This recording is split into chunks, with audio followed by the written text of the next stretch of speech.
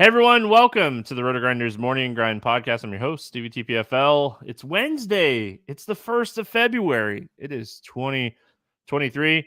We have a 9-game NBA slate to talk about here on today's podcast. Hope everyone is having a fantastic Tuesday. Joined today by my good buddy, Will Priester, ChiefJustice06. Chief, I know you're having a good Tuesday. I know you were smiling a little bit before we got rolling here. What's happening, my friend?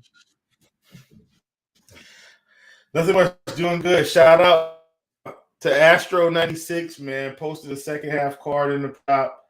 I hopped on with the tail, and we hit it. So many double ups today, Stevie. I mean, just if you knew how many double ups I have sitting in the queue right now, I mean, just man, and listen, I'm not going to complain about profit, but when you're one play away in like 6 or 7 different cards, it's like, man, can I get one? Well, we got our one at the end of the night, so I'm always grateful for those, and hopefully we keep this thing rolling. So pretty excited, and yeah, man, let's get it. Yeah, I'm sweating the end of this Charlotte game. I need Charlotte to cover this game. I mean, they just made a little run here, and it's like a 7-point game now. But I talked about this on the podcast yesterday. I said if this game could stay close, I felt like it had like the most ceiling, and I ended up like 5 stacking this game with like Lonzo, Hayward, Giannis, Lopez, and Connaughton. And my DraftKings team is doing really well. So even with a dud on my team with Jericho Sims, it looks like it's going to be a really good night. I'm sitting at like 290 with some guys finishing up here. So it's going to be a good night for me, assuming this last game just doesn't go absolutely bonkers. But I really would be happy if Charlotte can kind of cover the spread in this one. Lonzo having the triple-double was huge, or LaMelo, not Lonzo. And Caleb Martin, man, I talked about him on the podcast yesterday. Came in at like 8% owned today and just smashed 35 fantasy points. He had a double-double. He's the reason that I'm having a good night. So going to be a good night for me, and I'm glad you're having a good night. Hope everyone over there in the YouTube chat, what's up, YouTube, is having a good night as well. Let's jump into today's slate. We got 9 NBA games today. Interesting slate. I mean, it's so far this week, the slates have been really good, and hopefully we can keep it rolling here today. We get started with Portland at Memphis, 229.5 total here. The Grizzlies, a 5.5-point favorite. On the Memphis side, Adams is still out. Desmond Bane is questionable. Concher is questionable. Portland, Josh Hart is probable. Winslow is out. We'll go Portland first. Will, what do you like here for the Trailblazers? So many good things, Stevie. And can we talk about Damian Lillard just like for a split second? And just kind of I don't even want to call it a heater, Stevie. Here's what I really think. I actually think Dame is healthy. We're going to replace that heater with healthy. I think the past couple of seasons, we've seen him just be injured most of the year. Like last year he was injured, the year before that. And I think we're seeing a mostly healthy Damian Lillard. And Stevie, it's paying off, not only in his fantasy price, but the scoring. Guys taking pretty much 20 shots a game or more, taking a fair amount of free throw attempts, which is helping the floor. I mean, Steve, in terms of actual points here the past couple games, and this was a 24-point game, he still put up 49 fantasy points against the Lakers, but 37, 60, 30, 42. Like, these are massive scoring numbers, and they're going to need every bit of that scoring against Memphis. Now, do I think he goes off for 50? No. Do I think he goes off for 30? Probably. And so as a result, in former years, I would not be comfortable playing Dame at 10-6 for most of the year. But at these scoring levels, I have to get on board. I mean, the guy can score 35 real points pretty much every game. We're over half the way there. And he's, picking up peripherals, some games 5 or 6 assists, some games 10. So I'm on board with Dame here. We talked about Nurkic. This isn't a spot for Nurkic. So I'm going to take the fade. But here's something I have noticed, Stevie. Drew Eubanks is still getting 20 minutes. And so I don't think this is the spot. And I know it's slate to slate, but on a different slate, different game, maybe we pull him in. Now, I know Steven Adams isn't playing, so it's a slightly easier time. I think I've talked myself into at least taking a shot at 3,500. But all in all, it's mainly Dame and probably some Josh Hart at 5,100 because he is probable. And we saw him come back, of course, play 35 minutes against Atlanta, 33 fantasy points, stuff the stat sheet. That's what we're looking for, like Josh Hart a lot. I mean, listen, Lillard is an underrated superstar. And I say underrated superstar, he's a superstar. And, he definitely gets the respect in the aspect of being like a superstar, but he's a very underrated superstar. He's very, very good at basketball. So always interested in Damian Lillard. I mean, when you're looking at the matchup, Memphis is a tough team, but they do struggle against point guards. They allow the third most fantasy points per game. So I think if I'm playing Portland, it's probably Lillard. And then I don't mind the Josh Hart call. I don't know if I can get the Eubanks on a 9-game slate. Potentially. I mean, it really just kind of, we'll see how it plays out. But as of right now, I don't think I could get there, but we'll have to kind of see. On the Memphis side of things, I mean, Ja is obviously someone that is a game changer. This guy has massive upside on any given slate. 10-4. He's expensive. Bane expected to play. Triple J, his minutes, it's all about minutes for him. They gave him 38 minutes the other night, and he absolutely smashed. He's such a good per minute producer. Talk to me here about Memphis. Look, I mean, same thing kind of with Ja for different reasons, right? Like Ja's getting it done. Like Ja's at scoring 40 points a game, 35, but he's got this splash appeal. See, like if you look at it, the consistency, right? 22-8-3, 27-8-5, 29-12-4, 27-11-10, 27-15-10. Gets a matchup with Portland. I have to assume he's going for 25 plus points, probably 5 or 6 rebounds, and then it's whether or not he gets to that 8 to 10 assist category. I like Ja as well. He's not going to score as many real points, but he is going to contribute a little bit more in the other categories overall. Should be a pretty good back and forth affair. So I like Ja in this spot a ton. Another guy that I really like in this spot too, Stevie, which, his price has come up some, but maybe it's still a little bit too low if he's going to get 25 minutes in this game, and that's Xavier Tillman, where I feel like at 4,200, like if he gets 25 minutes here, I think he can go for 30. I'm not saying he'll get to 30, but it's possible.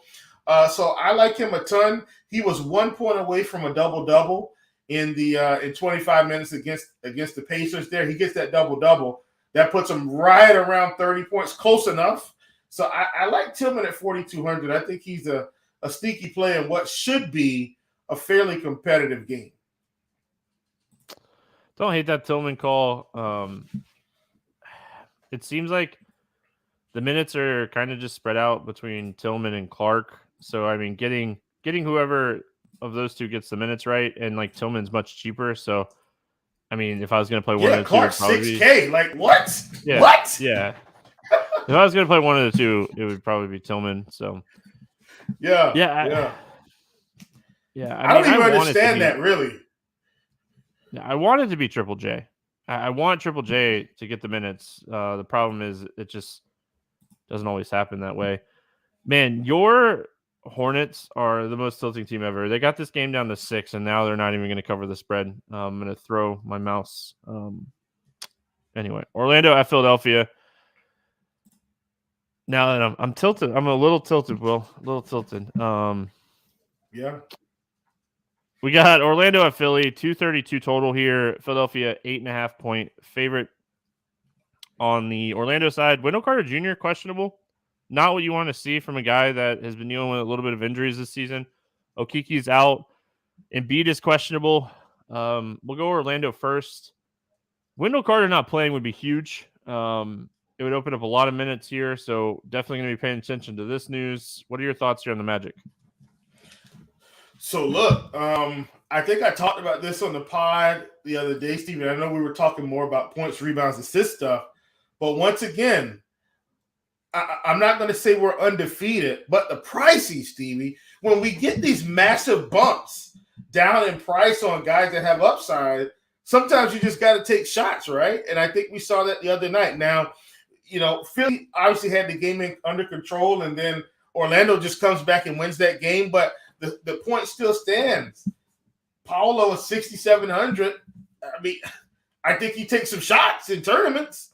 I think that's very cheap. And I talked about the cheap guys. I talked about Cole Anthony. He's 4,800 now. He only played 16 minutes in that game, but I'm still willing to take a shot on him. I talked about Joel Embiid being someone that I really liked in that game. Stevie put up 58 fantasy points, 30, 11, and 5. And I will once again go back to the well with Joel Embiid at home with even less resistance if Wendell Carter Jr. is out. So, but all in all, these Orlando guys, I think they're a touch too cheap for the spot. Philly's a tough team. I get it. But I think the bump down in price warrants consideration. Terry Rozier made a layup with a few seconds to go in the game, and he might be my new favorite player for that. Your Hornets almost tilted me. It was this close. This close. Yeah, I mean on the Orlando Magic side, I feel the same way about today. Yeah. So I'm just glad I'm raising the roof. I'm doing all kind of 90s things in my head right now. It's amazing. So, I mean, Paulo showed us his ceiling against Philadelphia 2 days ago. Man. 22 shots. That's the most shot attempts that Paulo has taken since December 30th. You think they should let him take more shots? Jeez. Yeah, I do. I mean, listen, we're not like a team that's like a top 3 East team. So let these guys let's see what Paulo has. I mean, can you run your offense through him? Do you need to go out and get somebody in the offseason? Do you need see what you need to draft?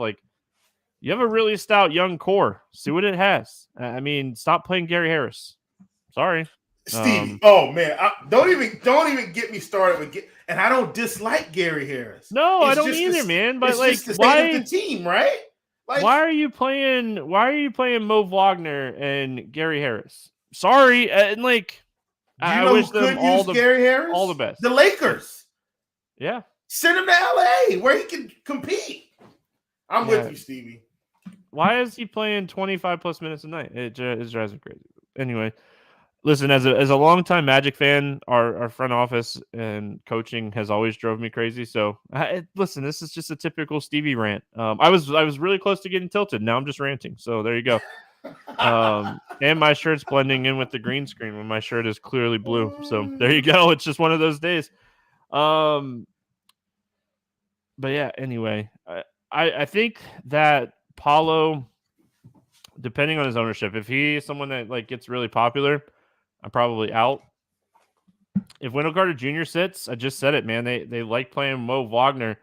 So if Wendell Carter Jr.'s out, I wouldn't mind taking shots on Mo Wagner in this game. He's a solid point per minute producer, and I think he'd play 20, 25 minutes plus. Yeah. I don't think they'd play Boyle against Embiid if Wendell Carter Jr. sits, for what it's worth. No, I don't think they do it. I mean, Bo would get abused. Yeah. Bo. He's good, man. He's talented too. His ball handling skills are what's going to kill him, though, in the NBA.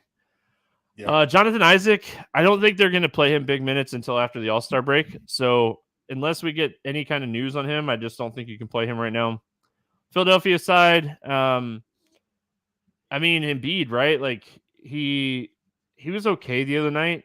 He didn't look terrible, but he didn't have a stellar game, but he didn't have a bad game. What do you like here for Philadelphia? Same scenario for me, Stevie.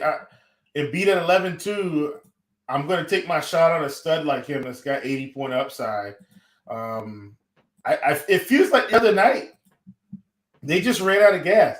Like Embiid was cruising in the first half, and then the second half, Orlando, maybe it was the youth.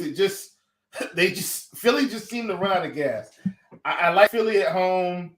I like Embiid. I think it's a great spot for him, but I'm not thrilled about these other pieces from Philly. Like, look, James Harden's 9,600. I get it. Like, if you want to play James Harden, be my guest. I don't think that's the best allocation of assets. You want to play Tyrese Maxey? Okay, you can. He's 6,100. I get it. I still don't think he's a better player than Paolo in this game. And so that's kind of where I am. It's kind of beat or bust with this team. The Sixers are starting to feel like Dallas to me, Stevie, where you just kind of play Luka and leave everybody else out. That's how it's starting to feel with Embiid, unless he sits. And then Harden and Maxey and all these other guys are in play. All right. Moving on. Washington at Detroit. We got a 236 total in this game, and the Wizards are a 6-point favorite. Looking at the Washington side first, Gafford's questionable. On the Detroit side, Bagley, Cunningham, Joseph remain out. Diallo is probable. We'll go Washington first. I mean, Gafford potentially not playing is kind of important to pay attention to. I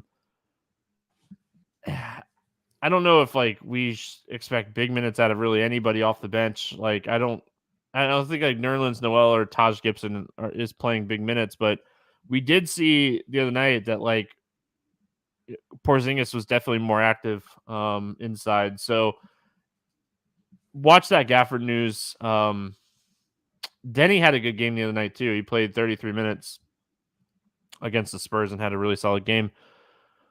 I mean, you like Detroit matchup for sure. Like, what are we looking at here for Washington? I mean, this is like back-to-back games. Like you and I did the podcast Monday and we talked about Washington getting the worst defensive team and now they get the second worst defensive team. And Detroit plays, not as fast as San Antonio, but very close. So, I mean, this is basically the same spot for Washington as the other night. Yeah, literally. And once again, we're back at it, Stevie. And we saw Beal, he went for 44 fantasy points at that price, Stevie. That's fine. And that's the interesting part. Beal is he's pretty cheap still. Only played 30 minutes too, but obviously was scoring, had the peripherals going, so that was good. I still like Porzingis. Same as when I liked him against the Spurs, Stevie. Who's going to stop him in this game? I don't think anybody's going to stop him. He's $9K. He's a little bit expensive, but I get it. I think we talked about this the other night. The one guy that out on is Kyle Kuzma. I think as long as Porzingis is there and Beal is there, it's going to take away from him some. I still think he'll have some games where he will pop, but the price has got to come down. He's priced as if one of these guys is out, and that's just not the case. So I'm not playing any Kyle Kuzma. We talked about Denny, and I know I'm just kind of going back over it. Stevie, Denny put up 41 fantasy points.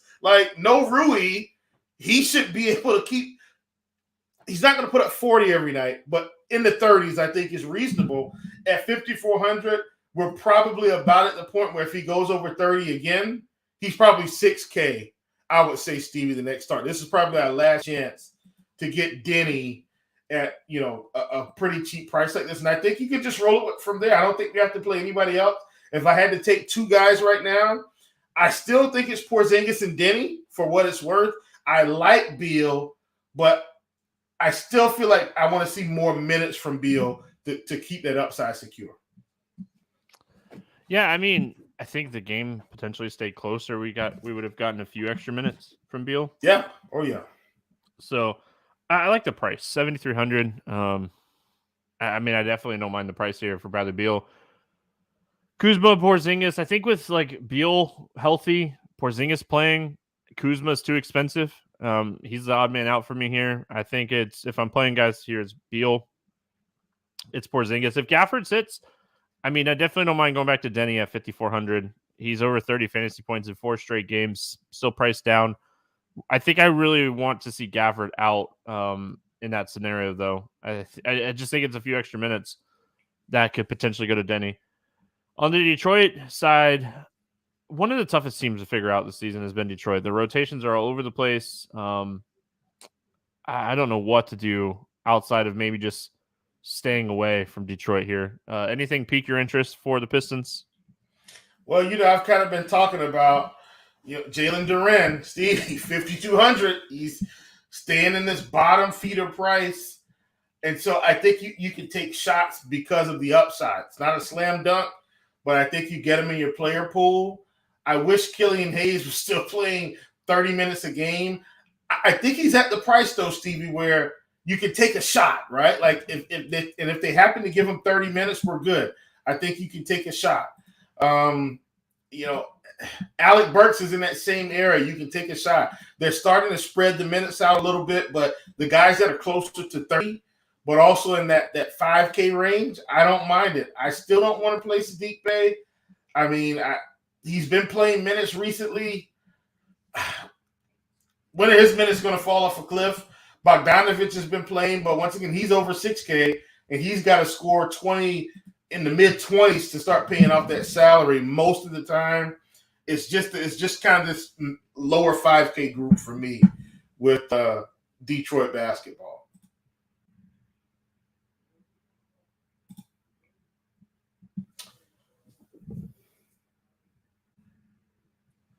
It might have been the first time I've accidentally went back on my StreamYard. But it's hey, all good. I didn't say much because it caught me so off guard. Like usually I can, I'll stop and I'll say, oh, and I'll just keep talking or something. But I look and when you're live, it's like, well, wait a minute, which way did he go? Which way did he go? Yeah, you're good. We just flip sides here, messing with everybody. I did it on purpose. Yeah, hey, no, Yeah, hit back, but. Yeah, I mean, I'm with you on Bay. I heard that part where do we trust the minutes or not? Yeah. I mean, they're close. It is. Tournament wise, I think he's in your pool. He's in your pool today. Yeah, I had a huge sneeze and it messed me all up and I hit my mouse. But anyway, we're gonna to the next game. Brooklyn at Boston. 227 total. The Celtics, an 8-point favorite here at home. On the Boston side, Gallinari, Marcus Smart remain out. Robert Williams is questionable. On the Nets side, Ben Simmons out. Kevin Durant out. TJ Warren out. And let's get started with that Brooklyn side. I mean, it's a tough matchup for Brooklyn.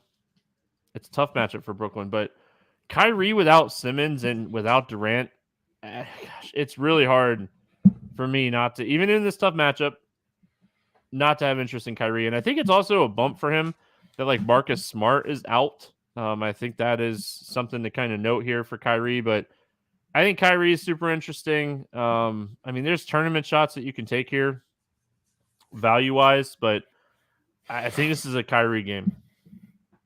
Yeah, 10-8, I don't mind it. And Stevie, it's interesting because Kyrie has basically become a player that's worthy this or that warrants this salary with all these guys out. Like he's doing it all.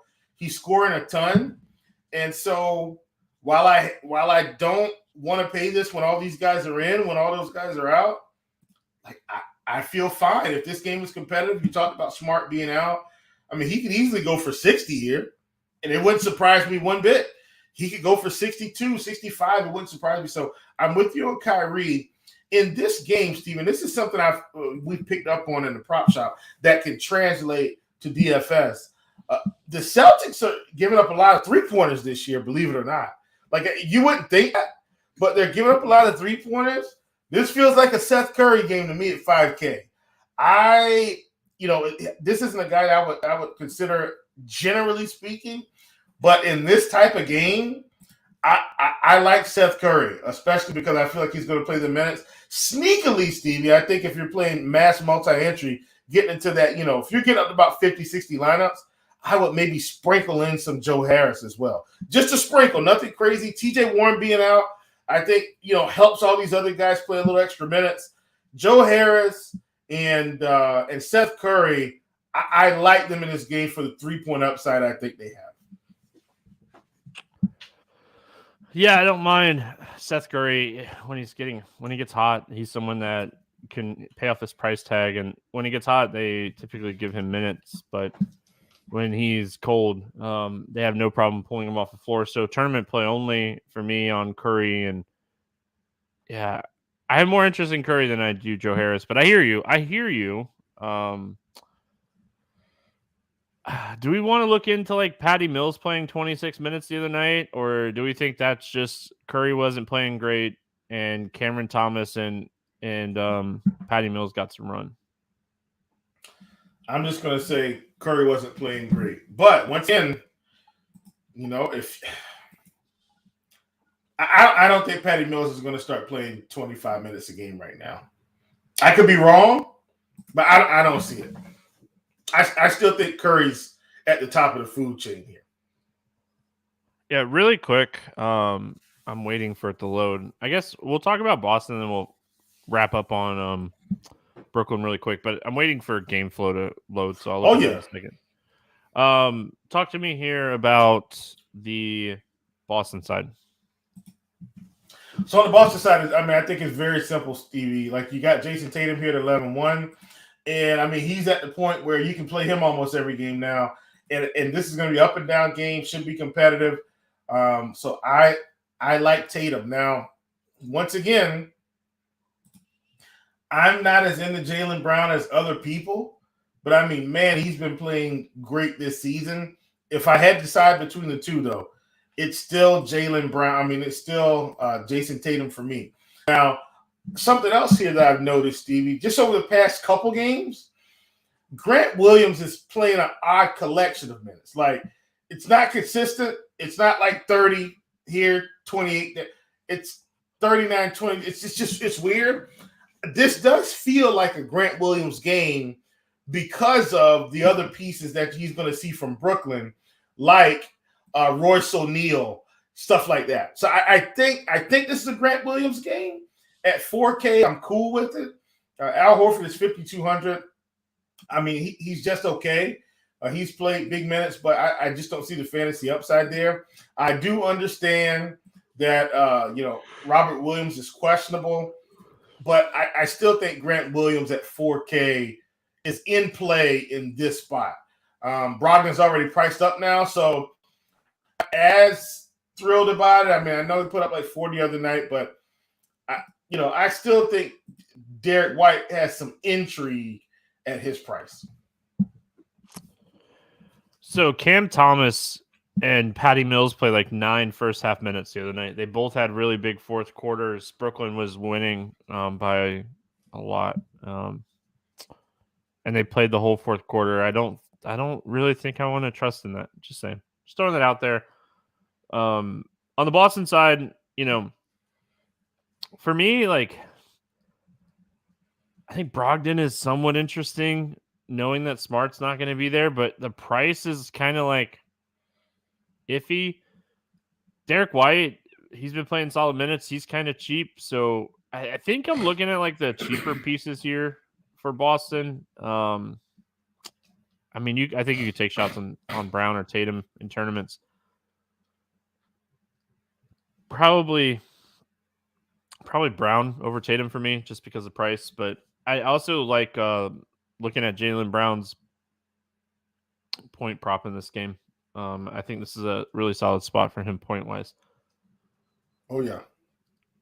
Golden State heading to Minnesota to take on the Timberwolves. 239.5 total in this one. The Warriors a 2.5 point favorite.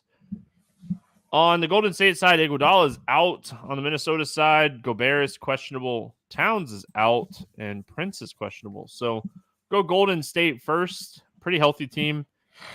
With healthy team comes overpriced guys because of all the injuries they've had recently. Draymond, the first time these two teams played, had a monster game. I don't know how much I really want to look into that. Curry cooked the other night, 8 for 14 from 3. We talked about that on the podcast and how the Thunder just are terrible at defending the 3-point line, and Curry, he chefed them for sure. Yeah, Klay Thompson had a really good game too. Yeah, What no do you like here surprise for the there. Warriors? Yeah, no surprise at all. Not shocked. Yeah, I like this. I like it, Stevie. I think so. What I'm starting to see from the Warriors, in my opinion, like it feels like they're back, right? Like the minutes are back, the shooting is back. Like that's what it feels like to me because it's the minutes primarily. Like you got Curry, 43 minutes, 38 minutes, 35 minutes, 39 minutes, 37 minutes. And in most of these games, Stevie is taking 20 or more shots, most. So that's Curry, right? Then you go over to Jordan Poole. You look at his minutes. He's around the same thing or kind of on like a 6-man type minutes where he's playing about 30 minutes a game, taking about 15 shots a game. Then you go over to Klay, right? Well, what's Klay doing? Well, he is now, Steve, he was playing upper 20s, lower 30s. Now he's playing mid to upper 30s. He's taking almost 20 shots a game. Like this is what we wanted to see from the Warriors. And if we're going to get this every game, Klay at 7K or under, I'm taking shots. Curry at 10, lower 10K range, I'm taking shots, especially in a spot like Minnesota where it's going to be up and down. We saw Draymond just kind of not play that well early in the season. But what are you starting to see now, Stevie? 40-point fantasy point performances, mid to upper 30s. Like this is the Draymond we see game to game to game. The one guy that seems to be kind of on the fringe is Andrew Wiggins, and maybe he's just still trying to kind of get right because he was out injured. But all in all, with these Warriors pieces, Curry, Klay, Draymond, Poole, I'm in a spot against Minnesota. I think this is a good up and down matchup, even with Rudy Gobert. I like it a ton. If you think Jonathan Kuminga is going to end up with 23-ish minutes, I take a shot on him as well at 3,800. Yeah, I mean, Wiggins, well, he got hurt, then he had like the illness. Really hasn't had like time to like get his feet under him, but he is also someone that like is capable of 40 plus fantasy points on any given night. So the Warriors, they're just so good, Will. So good. There's just no other way in my head to put it. Outside of this team's just really good. So I want exposure to Golden State almost every single night. In this particular matchup, I mean, I really like the guards. Minnesota has struggled with guards all season, where they really struggle with every position outside of like the center position all year. So I think this is a spot you could take shots on Curry, Thompson, Draymond, and man, Wiggins at 50, 59 is just, it's so close to being like, gosh, got to get some of that guy. But I think the one guy that I'll be off of on the Golden State with everyone healthy is Jordan Poole. This is one of those scenarios where he'll eventually be too cheap for when Curry and Klay get rested on a night, and then his price will go back up, and then we'll be back on the fade train. So, can I just play devil's advocate on Poole for 1 second? Yeah, it's just so in a normal sense, I probably wouldn't play him. I do think 30 minutes against Minnesota, even at his price, is probably okay. It's really about the matchup with Minnesota in this particular spot. But that's it. Like if he was playing Boston, I probably wouldn't consider it. But against Minnesota, I would. I think we get a couple shares. Fair enough. The Minnesota side, I mean, Anthony Edwards, he's just a scoring machine. He's just a scoring machine. Like, I think you could take shots on him, obviously. I don't mind Russell. I don't mind Gobert. If Gobert is out, it obviously opens up some value here that we could potentially play. What do you like here for Minnesota? Well, I definitely like Anthony Edwards. And so my question, Stevie, and I'm trying not to have so many sidebars, so I promise I'm going to cut them off because next game is going to be very good. How long before Anthony Edwards has the bolt out of Minnesota? Because this is starting to feel like a KG situation. I know this is just his third year. This is his third year. But, man, he's putting up monster numbers. And, I mean, this team isn't – I don't know if they're going to go to the playoffs this year. Cat's hurt. I don't know. Like,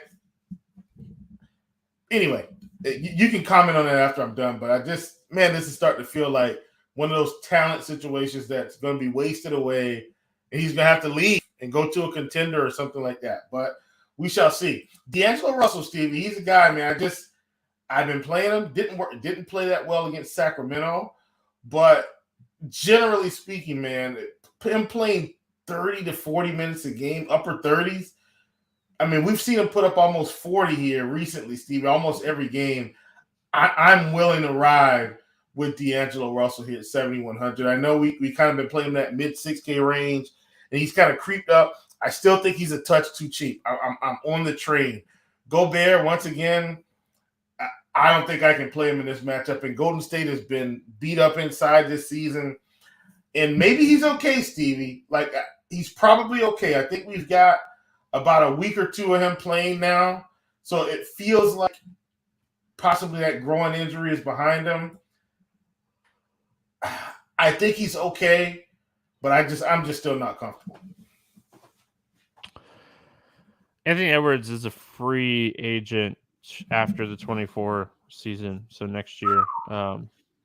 He's only making, and okay, I say this, he's only making $11 million a year, but in basketball terms, rookie deal. He's gonna get paid. He's gonna get paid. Yeah. Does he stay in Minnesota? I don't know. The thing about like Minnesota that I think we're quick to like forget is, I mean, they have Gobert, but I mean, this is a team that if Karl-Anthony Towns and Gobert is healthy with Russell and Edwards, it's a really solid team. So I don't know. It's tough to say. Like, I mean, they'll be able to give him his largest contract because if he leaves, he won't get as much money. Maybe he stays an extra 3-4 seasons, and if he's still like scoring the way he is now and hasn't done anything, at that point, I think he leaves. But man, it's feeling like he might jump ship, but we'll see. Yeah, I mean, I think they have a good chance to make playoffs. And I think if they make the playoffs, that we don't know when Cat's going to be back, but if he's healthy for the playoffs, they're a team that could be loud. So, listen, Anthony Edwards, I'm here to tell you that if you want to come to Orlando, Paulo would definitely like having you, and we would roll in the East. So there you go. That's my pitch for you. I can tell you some good taco joints in Orlando, some good ramen places, like whatever you need, buddy. I got you. Yeah. OKC at Houston. Yeah. You get those hands ready, buddy. 231.5 total. Thunder a 5.5 point favorite. On the Houston side, Jalen Green is out. Kevin Porter Jr. is out. Yes, they're two high usage guys, both out. Yes. On the Thunder side, Dort is out. Poco, Robinson Earl remain out. Holmgren is out as well. So Thunder first. I mean, this is a team where the minutes are all over the place, but they get a fantastic matchup here against Houston. What are we looking at here for OKC? Let me just say that I'm actually thrilled about this matchup, but I'm very afraid for the Houston Rockets in general because OKC's been playing fairly well. I think OKC wins this game, possibly handedly. But does that come at the expense of fantasy points? I don't know. I have to take shots here, man. Josh Giddey, 7,700 in a general sense. I'm not playing Giddey at 7,700 in this spot against Houston. I'm taking a chance. SGA 10-2. I'm taking a shot here. I think this is a spot where he can go for 30-plus real points and still put up the fantasy production. So I like him a ton. We've also got these other secondary pieces, Stevie, like Kenrich Williams at 4,600. And because these guys are out, he's going to play 30 minutes. Well, against Houston, all teams aren't created equal. This feels like a good spot. Jalen Williams, 5,300 against Houston. Like, these are just great spots for these cheap OKC pieces, as well as the guys that are playing up top. Love this team a ton. It's hard not to have a ton of interest in SGA in this game. So hard. Yeah, it's hard because I mean the Houston side, we're gonna get so much value on the Houston side of this game with no Jalen Green now too. We'll talk about that just in a second, but yeah, I mean, I think in tournaments you could take shots on Jalen Williams or Kendrick Williams. Yeah, man, I love this game. I'm with you. I love this game. I think this game just has so much potential. On the Houston side, I mean, no one's going to stop Sengun in this game. He went for 65 fantasy points against this team last time they played in November. And now Kevin Porter Jr. and Jalen Green are out. Just so Sengun might be like the first guy in for me tomorrow. Like, I just might say, you know what? I'm just going to do it. Like, I'm just going to do it. I don't like, we have a sample on Court IQ with Kevin Porter and Jalen Green off the floor, but I don't think it matters as much because some of that was early in the season and Sengun is just on a different level than he was earlier this year. But yeah, I mean, you look at the numbers, it's 183 minutes. He's averaging 1.4 fantasy points per minute with Porter and Green off the floor. So love this spot for him. I mean, gosh, we could talk about everybody on the Houston team. What are your thoughts on that? I mean, we could. Yeah. We really could. No. I'm with you. I think my primary targets, so here's my one thing. I wish I knew whether or not Jayshawn Tate was going to play 30 minutes. Because at 4,200, he would be like big time in play. I'm just not sure, Stevie. But what I am sure of, KJ Martin, Eric Gordon, Tari Eason, even Smith, Sengun, these guys are going to play massive minutes. Massive minutes. I think you get exposure to all of them. It looks like our good friend Richie Smalls 2320, who was an avid listener and joiner of the live show, live pod. He's asking, is 6 guys too many? I don't think so. Not 6 guys from Houston, but he's saying 6 from the game. I think you can play SGA, Kenrich Williams, Sengun, Eric Gordon, Jabari Smith, Tari Eason, KJ Martin. Like, I think you can play some combination of 6 guys and be just fine in this game, Stevie. So 6 too many? I think my answer is no. I think you could probably do a 3-3 with like SGA, Jalen Williams, Kenrich Williams, something like that, and then run 3 from the other side. Or you could do 2-4, but either way, 6 too many, no. Love Houston, love OKC. 6 might be too many for me. I think a 3-2 is more playable. Like, I like maybe 2 from the Thunder side and 3 from the Houston side of this game. Listen, okay, if you want to play 6 from this game, I'm not going to talk you off of it, but it's a 9-game slate. Like, stacking 5 or 6 on yesterday's slate, where it was a 5-game slate, potentially even essentially a 4-game slate with that Cleveland game. It's a lot easier. Yeah, it's a lot easier to, stack 5 or 6 on a slate like that. And like, for me, I ended up like I said, my main team on DraftKings was a 1-2. It was a 3-2, 3 Milwaukee, 2 Charlotte players, and like that was a smaller slate. So I don't know if I could go 6 on a big slate. Could this game go off? Sure. I mean, this game has a ton of potential. I'm with you. Like I said, I'm with you as far as liking this game overall. Yeah, I mean, so tournament wise, I think you kind of nailed everything. I don't really have a ton to add. The only thing, like Eric Gordon, man, old man Eric Gordon, 5,300, keeps getting a ton of minutes. So I don't hate maybe taking some shots on Eric Gordon. Yeah. All right, we got the Kings and the Spurs up next. This game is currently at 244.5. The Kings are a 7.5 point favorite. Will, these are the types of games we dream of, right? The Kings are fully healthy, nobody on the injury report. Langford, questionable, Vassell out for San Antonio, but This game, pace-wise, is going to be incredible. 8th and 9th in pace as far as teams go. The Spurs rank 30th in defensive rating. The Kings rank 21st. Like, these are the types of games you dream for. These are the types of games that just have so much ceiling that you just have to like them. What do you like here for the Kings? I mean, everything. The Spurs aren't going to stop a nosebleed here. Sabonis is finally back down under 10K. You're getting De'Aaron Fox in the low 8K range. Kevin Huerter, Stevie, in the low 5K range, still playing pretty good minutes now. Against Minnesota, he only played 22 minutes, but the game before he played 36. You still got Keegan Murray playing good minutes. You've got Harrison Barnes playing good minutes.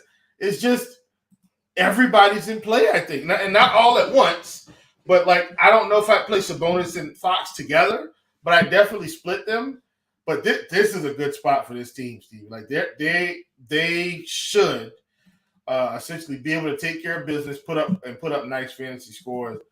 Love Sacramento, man. If you ask me what my favorite play was, I think I'm going to say it's Sabonis because of how bad centers have been just really eating up the Spurs. So at 9,900, I know he's right at that threshold, but we got him back under 10K. Sabonis is my top play from this team. Yeah, one of my favorite plays from this team is Keegan Murray. The price point for Keegan Murray is fantastic. You talked about it. Like San Antonio, they just struggle so much against really everything. Really everything. It's not just centers. I think like they allow the 8th most fantasy points to centers, the 3rd most fantasy points to like power forwards. Like the minutes for Keegan Murray, the Kings rotation has been fantastic recently. Like it's really easy to kind of predict where the minutes are going for this team recently. We haven't been able to say that about the Kings in a long time. I think they like their little core they got going on, man. Yeah. And they should. They should. I mean, they haven't been a great team this year. What are they? I think they are in like the 30 win column, not the 40. So I mean, they obviously have some games to win, but I mean the Lakers haven't been great either. So who knows? But yeah, I mean, I like Keegan Murray. He's one of my favorite plays on the entire slate. And then on the Spurs side of this game, like I might officially be done guessing whether or not to play Podol or Zach Collins. I mean, just there's no right answer anymore, Will. No. There's no right answer. I give up. I'm throwing in the white towel. I give up. I want nothing to do with those guys. Sohan, he kind of keeps doing his thing. His price is to the point now where I don't know if I get a lot of exposure to him. I struggle with the Spurs. Maybe it's like Bates Diop, who's come back and he's starting to play 30 minutes again at 4,600. And you love the matchup against the Kings here for San Antonio. It's just Keldon Johnson should be like, he's where I should have started. He should have been the first thing I said. He's a fantastic play today. What are your thoughts here for San Antonio? I haven't been the biggest San Antonio fan, Stevie. Like, I just kind of How can you be a fan of a team that's playing like 15 guys a night? Oh. I just kind of quit playing them. And we talked about this like Tuesday. It's so funny. Literally, the only guy I've played is Jeremy Sochan here recently. Everybody else, I've just been hitting the X button. You know, he's starting to get priced to where I'm like, do I want to keep playing with this price? I understand that Keldon has upside. Like, I get it, Stevie. Don't get me wrong, but I've pretty much just stopped playing the Spurs. Oh, I mean, you're doing good by stopping playing them. I mean, like they're playing Stanley Johnson minutes. Like, and what's crazy, they're still ahead of the Lakers in the West. Like, that's what's crazy to me. That's what's crazy to me. But I mean, if you're playing like a high-end Fox or Sabonis, I think you're running it back with Keldon. He could, I mean, like wings have crushed this team for years. So, I mean, this is obviously a spot he could have a really good game. So I don't mind taking some tournament shots on Keldon. Toronto at Utah. This game is currently at a 230.5 total. The Jazz, a 3-point favorite. On the Toronto side, OG is out. Porter Jr. remains out. And on the Utah side, everyone, I mean, as of right now, is good to go.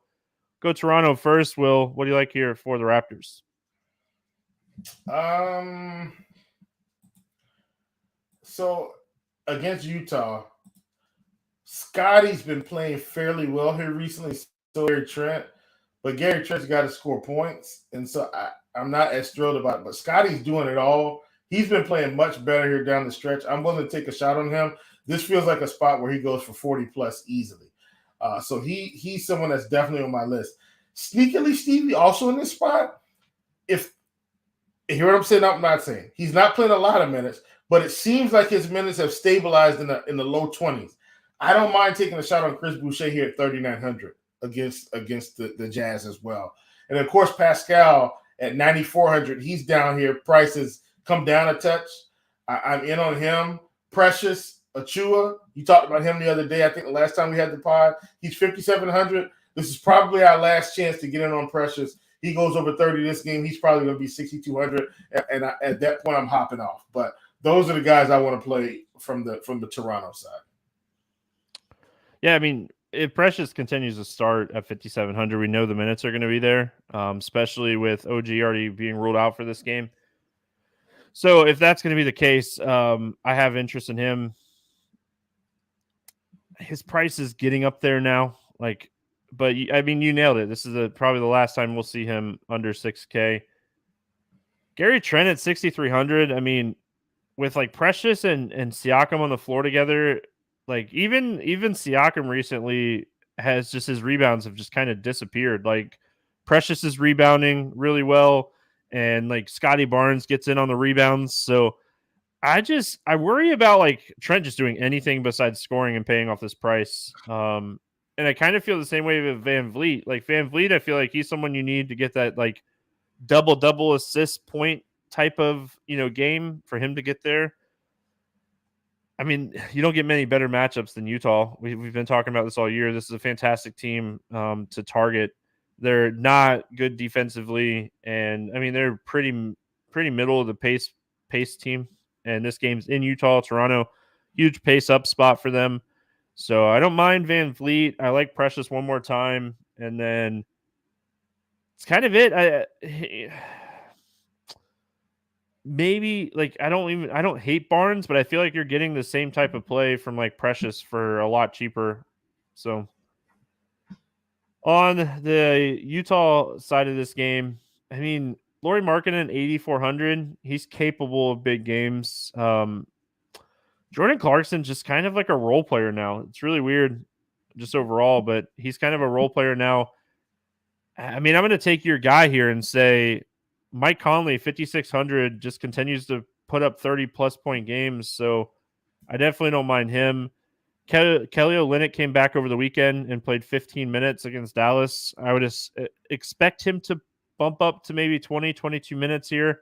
I don't think I can play him in this spot, but I also don't think I could trust Walker Kessler. I know he had a good game the other night, but yeah, I mean, Utah is an interesting team in this spot. Yeah, man. I do feel like Toronto has been, and this is more eye test than pulling up the data. So I'm sorry, guys. I should have pulled up this data before the show. It feels like Toronto has been semi-tough on fantasy scoring, but not in every matchup, I'm sure. If you ask me who I was going to play straight up right now, I've talked about Mike Conley. Stevie, he's still hovering in these 30-point fantasy games, and the price hasn't hit 6K yet. 5,600, I think I'm in. Colin Sexton, he's another guy that's playing, 20 minutes or so. I don't mind him in the spot. We got Lauri Markkanen down to 8,400, Stevie. He had been in the 9K range. I think we can take a shot on him as well. But that's about it. I'm not thrilled about Utah. I know Olynyk is back and that thing, all that jazz. Get it? All that jazz, but I made a dad joke. Sorry. But I'm not thrilled about playing these guys. That's okay. I made a dad joke too. Someone in YouTube, Dave in YouTube chat, said that Sonics were a squad and couldn't follow them to OKC. I was like, all right, just come over to the Magic. Like, we're a fun team to root for. You won't be disappointed. Yep. Anyway, on that note, Atlanta at Phoenix. One book has a total at 228.5. Suns minus 1.5. But I mean, I'm going to say no total because no other book has it up. I will say Trae Young is probable.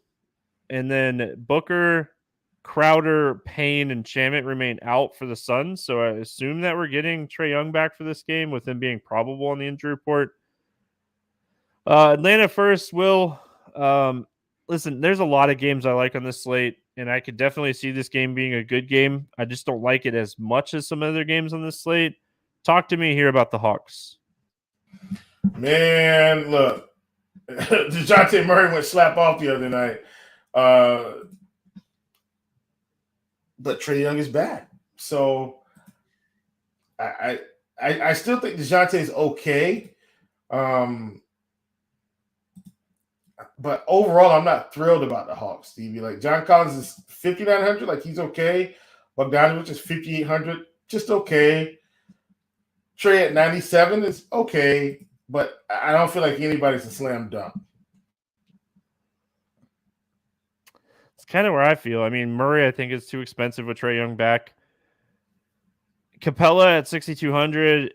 I really want to see him in like the mid 30s range, and they're very content leaving him in that like 28-minute range. John Collins with Capella back. It's just Atlanta is a good team. They're a solid team, that has a lot of like role type players. Trae Young can go off on any given slate. So if you want to play anybody from Atlanta, it'd probably be him, and he probably comes in pretty low owned on a 9-game slate with all the value or with all the expensive players that we have. Let's go the Phoenix side. It's kind of basically the same thing for me, outside of like Ayton at 7,800. When he gets his like full amount of minutes, he's just someone that can crush. So I definitely don't mind Ayton. Chris Paul, 8,300. He's had some big games recently. What are your thoughts here on the Suns? I'm trying to decide, do I want to play Ayton at 7,800? Because he's been playing really well, Stevie. The minutes have been there. We've seen some nice performances from him. Is Capella really going to slow him down? But I feel like he's been a key part of his offense with all these guys out, like Booker and Payne. And, so I think he's a key part. Another guy that's been good has been Mikal Bridges.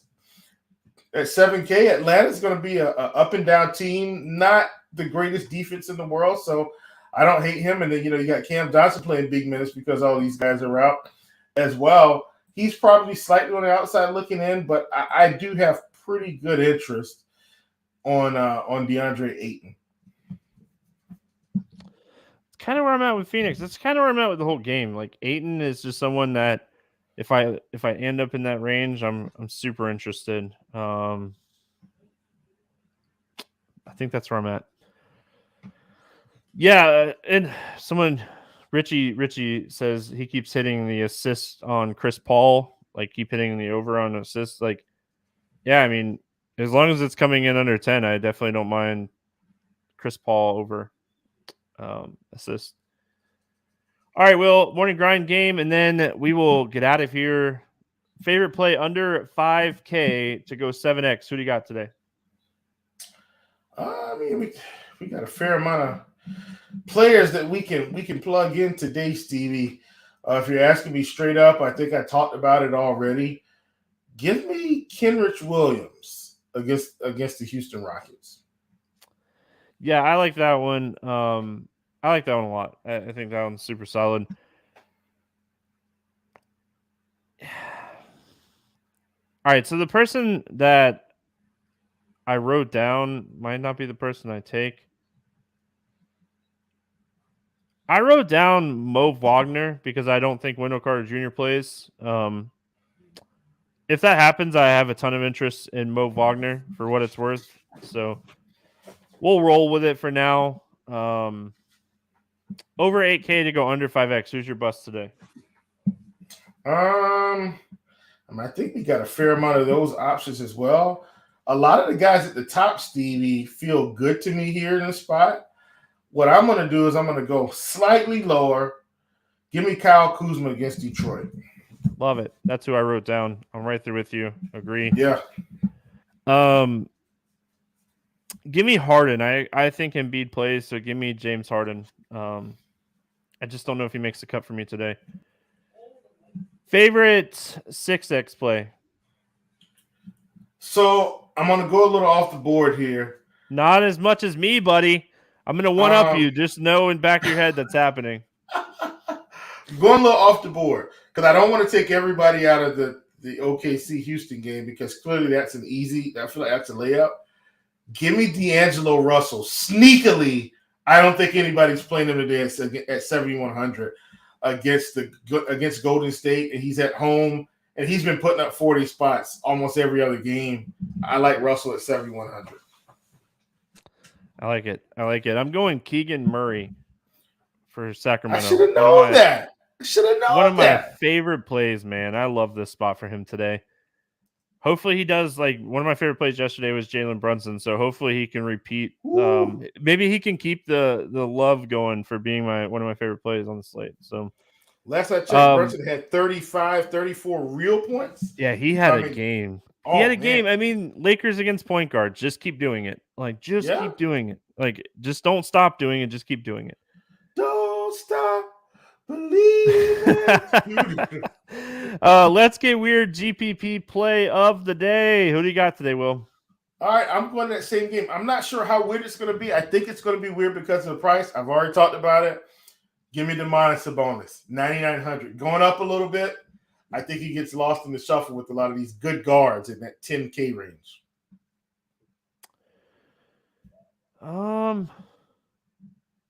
You know what I just realized? I just realized that Orlando is playing Philadelphia again. Do I say Fultz again?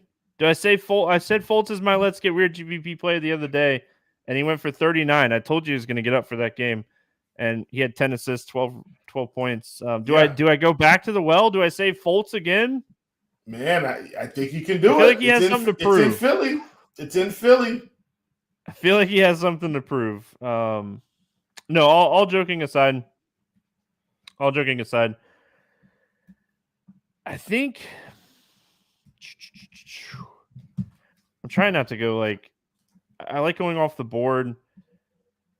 I don't know what DeAndre Ayton's ownership is going to be today, but I don't feel like it's going to be super chalky.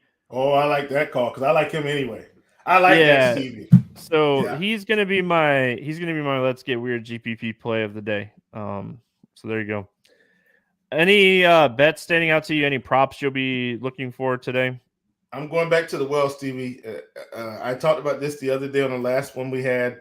Same scenario. Unless the sports books change and don't give us the bump, I assume he's going to have a bump down. He got a bump down in terms of points, rebounds, assists, and he absolutely blew through it because he was facing Philly. We get him anywhere 26, 27.5, 28.5.